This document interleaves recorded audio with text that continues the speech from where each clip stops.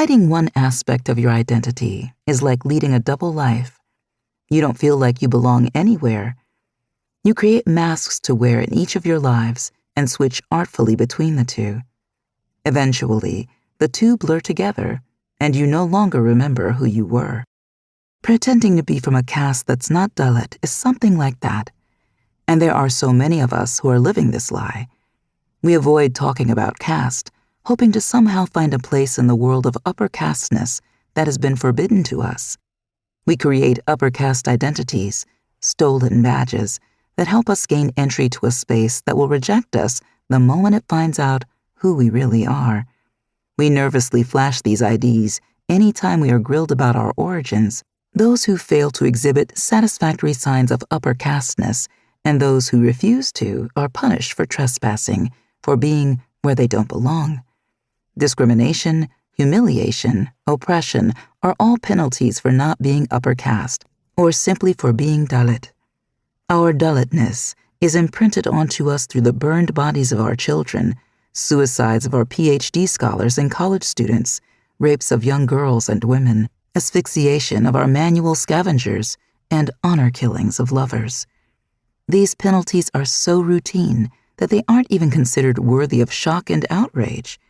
Newspapers either skip these stories or stick them in the back pages, between the sports and the city sections.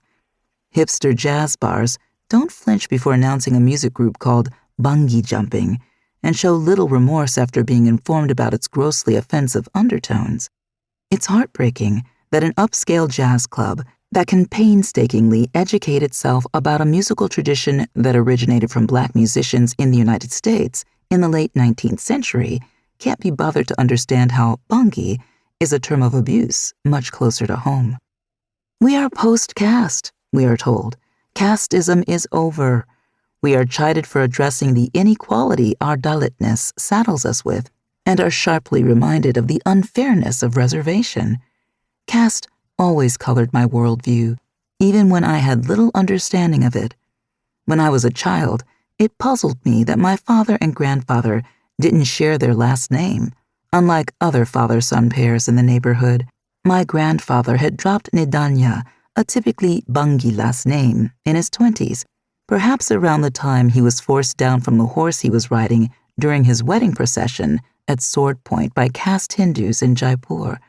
70 years later, little seems to have changed as caste Hindus still humiliate Dalit grooms who display any upper caste symbols of Hindu wedding revelry like decorated turbans or going on horseback to their bride's house.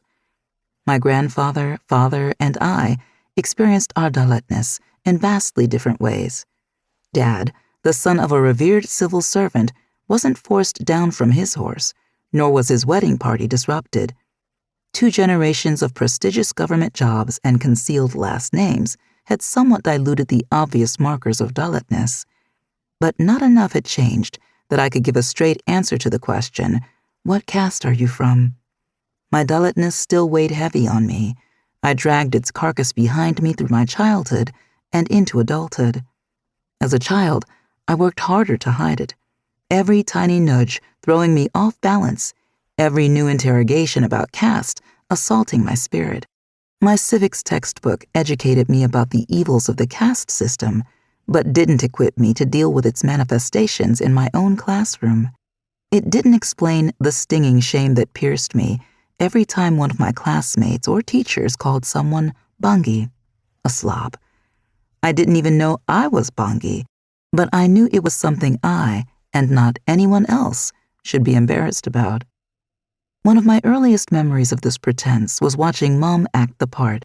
She would awkwardly try to explain how she, a Brahmin girl from Uttar Pradesh, married a Dalit boy from Rajasthan without them ever having met. It was also one of my earliest memories of discovering that this artifice was not easy, nor would it always be believed. It was rare for the recipient of that lie, a new neighbor or a classmate's mother, to not see through it. And when they did, they often wanted nothing to do with us.